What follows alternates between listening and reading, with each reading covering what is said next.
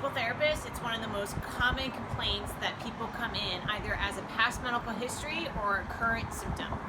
The reason why is honestly very variable. It can be from, I feel, a combination of effects.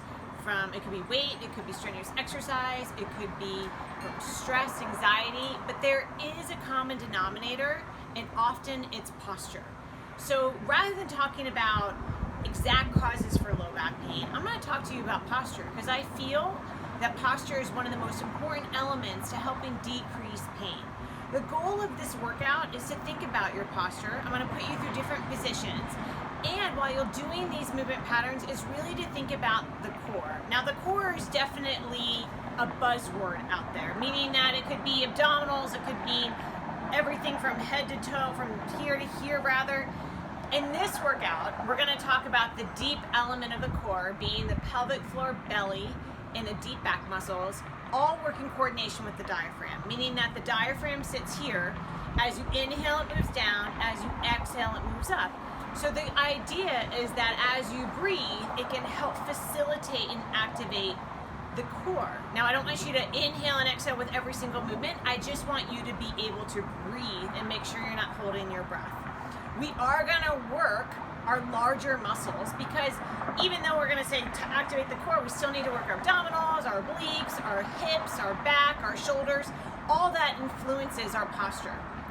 So with that said, let's get started. All right, so we're going to start by priming our core. The first thing, and we'll do this throughout the workout, is talk about sitting in neutral, or lying in neutral, or being in neutral. In neutral, what it means is that your hip bones and your pubic bones lie in one plane. So if I put my heel of my hands on my hip bones, pubic fingertips towards the pubic bone, they're all in one plane. I'm not tucked under, I'm not too arched. And I discussed that that's the ideal. Oftentimes I see a lot of this, or a lot of this, especially with the phone. And we talk about this in other blogs as well, so feel free to reference those too. So here you're gonna be sitting on top of your sit bones. I visualize pushing my tailbone back toward the tower. For me, I have a tendency to be a little... All right, so now we're gonna move into a squatting series, but not focusing on strength per se. We're gonna focus in on the core. So I'm gonna roll back, and I'm gonna think about, again, I can put my hands on my pelvis. I'm gonna think about maintaining a little bit of a space. My ribs are soft, they're not popping up, and I'm not jamming myself into the glide board. I'm trying to say, can I maintain neutral, ribs soft, and thinking about that core engaged. Now I'm trying to drive the movement from my abdominals. I know it's a lot of visualization, without jamming my back into the glide board. I can take from squats, I'm going to alternating. I'm my head up, so one, I can talk, and two, it also helps me see what is my pelvis doing. Am I shifting? Can I keep my abs in? Do I feel like I'm pushing out?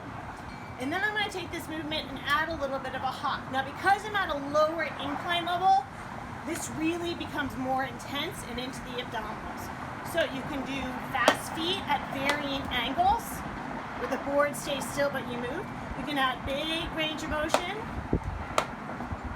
And then you can go into both legs jumping, which is a lot more for the abdominals. So once you get done with that series, you move your feet to the top edge. The board can be open or closed. That's open, meaning it's away from the rails, and you lift straight up and down. Now, bridging can be straight up and down. It can also be rolling up into a bridge and then rolling down. So I'm going to say that there are a lot of different interpretations. Straight up and down may help you feel the glutes engaged versus all hamstring. You want to feel that buttocks engaged. If you would like to think about articulation, you roll up, you lift, and then you roll back down. I visualize reaching my knees over the toes, keeping my abdominals in. So the next one will be to roll up, stay up, and then go into a bridge squat. You'll definitely feel glutes and hamstrings here. You'll finish the set, come down, low squat, and feel the stretch into the low back. You want more of a stretch, you can move down. Use your legs to come up. And then from here, you're gonna go into what we call a hip lift. Make two fists, put them underneath your buttocks, and lift. You'll feel almost like you're arching your back a little bit, and you're just hovering over the glide board. I usually will keep two fists here for feedback for myself, and then I don't want to touch them, I just want to hover. And then I add that squat back and forth. It will feel different than the bridge squat that you just did. And then once you complete, press up, lower down, and I'll see you for the next series. All right, so now we're gonna move into a squatting series, but not focusing on strength per se. We're gonna focus in on the core. So I'm gonna roll back, and I'm gonna think about, again, I can put my hands on my pelvis. I'm gonna think about maintaining a little bit of a space. My ribs are soft, they're not popping up, and I'm not jamming myself into the glide board. I'm trying to say, can I maintain neutral, ribs soft, and thinking about that core engaged. Now I'm trying to drive the movement from my abdominals. I know it's a lot of visualization without jamming my back into the glide board. I can take from squats, I'm going to alternating. I'm on my head up, so one, I can talk, and two, it also helps me see what is my pelvis doing. Am I shifting? Can I keep my abs in? Do I feel like I'm pushing out? And then I'm going to take this movement and add a little bit of a hop. Now because I'm at a lower incline level, this really becomes more intense and into the abdominals. So you can do fast feet at varying angles, where the board stays still but you move. You can add big range of motion. And then you can go into both legs jumping, which is a lot more for the abdominals. So once you get done with that series, you move your feet to the top edge. The board can be open or closed. It's open, meaning it's away from the rails, and you lift straight up and down. Now bridging can be straight up and down. It can also be rolling up into a bridge and then rolling down. So I'm going to say that there are a lot of different interpretations. Straight up and down may help you feel the glutes engage versus all hamstring. You want to feel that buttocks engage. If you would like to think about articulation, you roll up, you lift, and then you roll back down. I visualize reaching my knees over the toes, keeping my abdominals in. So the next one will be to roll up, stay up, and then go into a bridge squat. You'll definitely feel glutes and hamstrings here. You'll finish the set, come down, low squat, and feel the stretch into the low back. You want more of a stretch, you can move down. Use your legs to come up. And then from here, you're gonna go into what we call a hip lift. Make two fists, put them underneath your buttocks, and lift. You'll feel almost like you're arching your back a little bit, and you're just hovering over the glide board. I usually will keep two fists here for feedback for myself, and then I don't wanna touch them, I just wanna hover. And then I add that squat back and forth. It will feel different than the bridge squat that you just did. And then once you complete, press up, lower down, and I'll see you for the next series. All right, we're gonna keep working that upper back, because working the upper back will mean the low back doesn't have to do as much work. So we're gonna anchor our hands down, walk back, lower onto our bellies, chest is at the top edge. Your legs can be out long, reaching, engage your hamstrings and glutes, back of your legs and buttocks. Bend your knees. You can squeeze your heels a little together to keep your legs active. You can also bend your knees and kind of let the legs go into a frog if you're feeling any low back tension, and just let your back relax a little bit. Find a position that works for you. Arms are straight. Now we're gonna think about how do we lift our upper back and engage it. Slide the shoulders away from the ears, and you're gonna lift the chest up and down. Now as you're doing this, you're thinking about, are my ribs staying onto the glide board? What's my neck doing? Crown of the head toward the tower. Once you have that lift, bend the elbows in. Now you can maintain the lift as you do a pull down, or you can incorporate the lift and the pull down simultaneously. Once you're here, bring the arms down, and then arms will come out to a T, and then back in, moving into shoulder adduction. Think about lifting the arms up as you pull back, drop the shoulders away from the ears, and when you complete your set, bring your hands back to the glide board, come on up, and we'll go on to that next series. So now we're sitting tall, facing the tower. We're gonna go in from a half roll back to a full roll back. So feet can go on to the rails. Find your position where you have enough room to roll back, where the glide board won't hit your feet. If I'm too close, it's gonna be hard to roll back and the board will hit. So have your feet out here. feels like you're too scrunched, then place your feet on the ground as you start this motion. Slide the shoulders away from the ears and roll. Focus on rolling through the low back and then slowly roll up. I'm going to transition my feet to the rails. I'm going to slowly roll back and then roll up. I'm going to scoot up a little bit because I know as I do this, I'm slowly going to roll all the way back onto my back, lift my head, and the pulleys are helping me roll up. Careful that you don't pull yourself up. You're going to keep your shoulders rolling away from your ears, sliding down your back, head goes back, lift the chin, engage to the core. Think so soft with the shoulders. The hands are just being gently pulled as you slowly roll all the way up.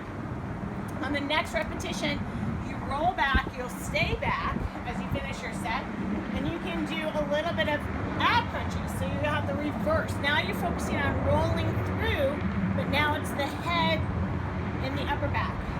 You can maintain that position, pull the shoulders away from the ears, use the pulleys to feel like your shoulders are being pulled away from the ears, and you can add marching, thinking about the pelvis staying still. You can bring your leg in, and toe tap. Now the more the leg is 90 degrees, or the further you reach your leg away from you, the harder the exercise. You can go right into bicycle. So within the 30 to 45 seconds, you can either transition from each exercise or you can stick with each movement pattern. Your head can also come down at any point in time. When you're done, place your feet back down and do one last roll up to come out of the position. All right, so now we're gonna move into a little bit of a tricky position. It's called hands and knees or quadruped. So if you feel a little unstable and you've never done this position, I would like for you to drop the handles and then enter into the position down here. You may need to remove the squat stand to have full range of motion. Otherwise, if you feel comfortable, you're gonna anchor your hands down, go hands and knees.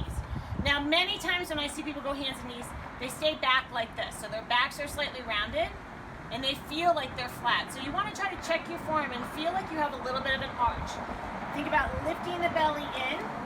I almost feel like I'm doing this action when I'm doing it, like a knee lift. I feel like I'm pushing myself off the glide board to help me really engage. Shoulders slide away from the ears.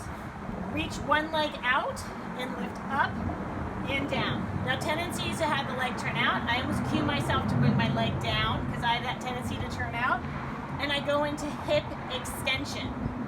I'm doing my best to reach out of my hip and then up. If I lift too high, I tend to get more back movement. So you're really trying to touch the ground, come up, touch the ground, and it may be that all you get is just hip level. Once you're done that and you do both sides, you move into shoulder extension, pulling straight back. Again, still maintaining that core. Then you want to put the two moves together. So in this case, I'm going to move my right arm and my left leg. And I'm going to pull back as I lift my left leg and I pull my right arm back. If I feel like, I feel really wobbly, then maybe I lift my leg up and I just pull my arm. Or maybe I hold my arm stationary and just lift the leg. When you're done, you can sit back and give yourself a well-deserved stretch. I'm going to take the handles into one hand, in this case my left hand. I'm going to let myself come all the way forward, feel the stretch. I'm going to take my left arm and rotate it under. And this is a great stretch. So I'm going to reverse so I can talk to you. So as I rotate under, I'm really getting my rib cage and I'm allowing for a better breath. I'm allowing for more mobility of my upper back, which is needed again to offset all the work the low back may be doing. Anchor down and come out of that position.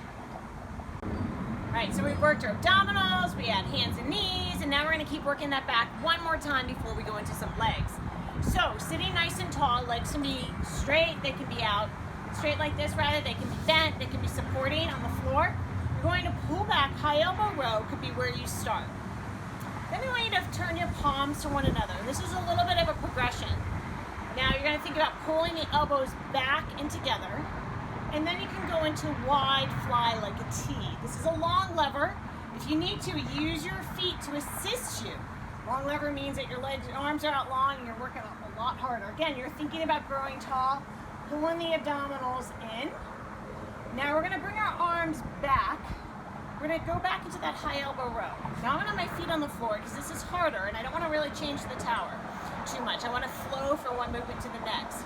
And I'm gonna go back into shoulder extension. Now this is what I see.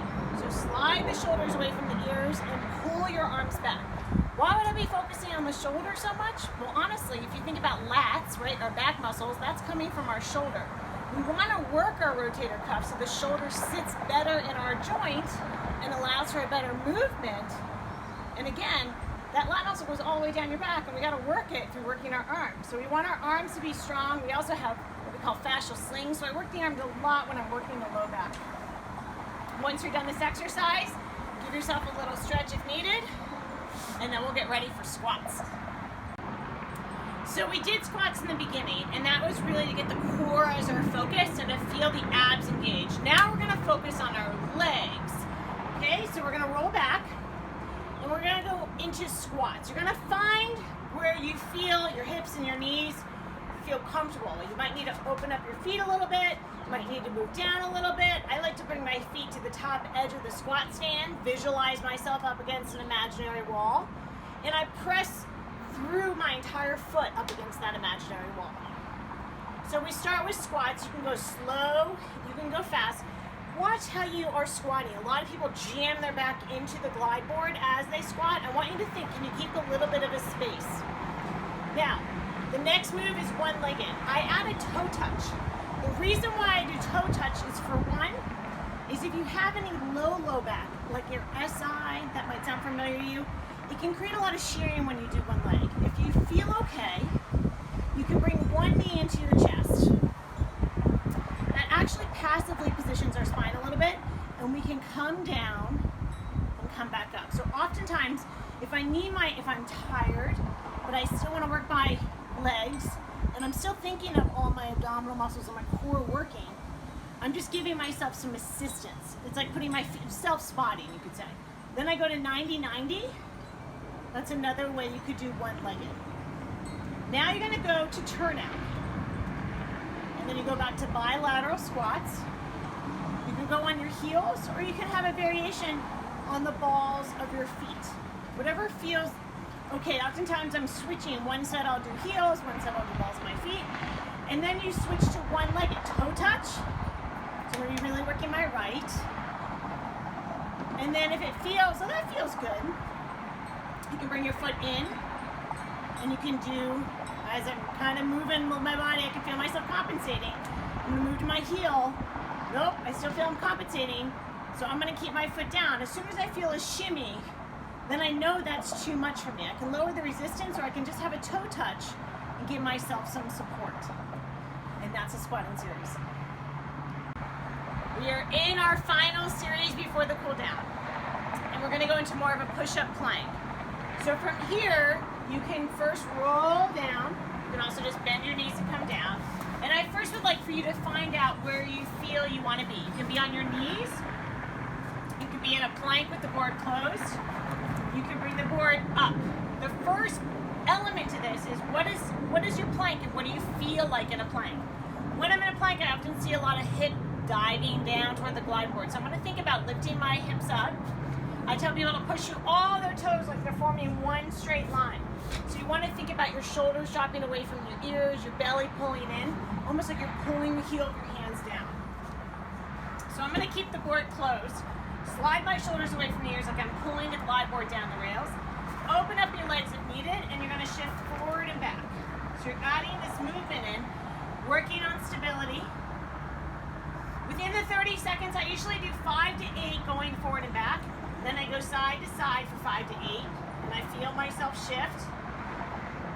And then I add a rotation, and I drop my hip down. Same movement can be done.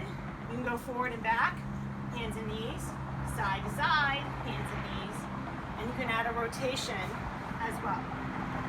Once you're done, come back, go into down dog. So my down dog, my back is quite tight these days, so I'm gonna think about more of a flat back, hands here, and I'm gonna let myself come back. My chest drops through. I'm gonna wrap my hands around the glide board, and I'll be honest, it will take a few reps for you to feel where exactly you want your hands. If you move them up higher, that might be helpful when you come out so that you can actually come down, like if you're keeping the board still. As we come down into push-ups, you might want them down further so that you get more of a stretch. You're gonna press out, plank position, and then you're gonna come back. Once you have that movement of coming back, stretching, moving out, so you're going back and forth, you can add a push-up and then come back. So it's out, push-up, again, can be done on your knees. Once you're done your push-ups, you can then transition into bringing your feet in. Knee comes in and comes back. Knee can come in and back. I get used to that action. I say, oh, do I want to do bilateral? Do I want to do one at a time? In this case, I'll do one at a time. And then I go into a piriformis stretch where I cross my leg across and I come back. I cross my leg across and I come back into a down dog. You can add a reach back if you want, but you can come in, down dog, come across. Do that 5 to 8 times if you want, and then you can just hold that last stretch, and I'll meet you back for the rest of the cool down. So oftentimes I'm showing you how to stretch when you're facing away from the tower. So I'm going to do a little bit of a tweak and actually face the tower. You can still do the same exact stretches with the squat stand on and holding the squat stand, but for just a variation, I'm going to have one foot right on the floor. I'm going to bring my other leg back, and the first thing I want to do is say, can I elongate up my chest? Can I grow tall? And honestly, in this position, I already feel my hip opening. I'm not even going to try to sink in without put more stretch to my back, stress to my back. I'm going to elongate up, and I'm going to reach up and reach up, maybe to the sky. Maybe I can go a little bit behind and think about reaching through my entire back. I can go overhead, and then I can add a rotation. That's where it becomes three-way, is that I'm reaching in 3 different directions. The same movement can be done for the inner thigh, that I bring my leg out to the side. So now that I'm one leg's bent, the other leg is out to the side, I can be reaching up, and I'm a little bit driving just a little to that foot on the floor, to the side. So I'm reaching up, I'm going overhead, and I'm rotating across my body. I usually do this 5 to 8 times. I find which point is really tight, and then I just stick with that and really stretch into that and hold for 30 seconds. For your hamstrings, and if you're facing this direction, I'm just gonna let myself support myself onto the glide board, and I'm gonna sit myself back and forth. So I let myself rock back. If this bothers your knees, you can let yourself come down a little bit, so you're a little bit forward on your knees, and go into a split lunge-like position. I'm gonna move back. You can turn your toes in and out, and feel the stretch along the outer and inner parts of your hamstring and your calf. And again, you can hold that last stretch for 30 seconds where we feel it the most. And that's it. So I hope you enjoyed this workout and your low back pain feels better.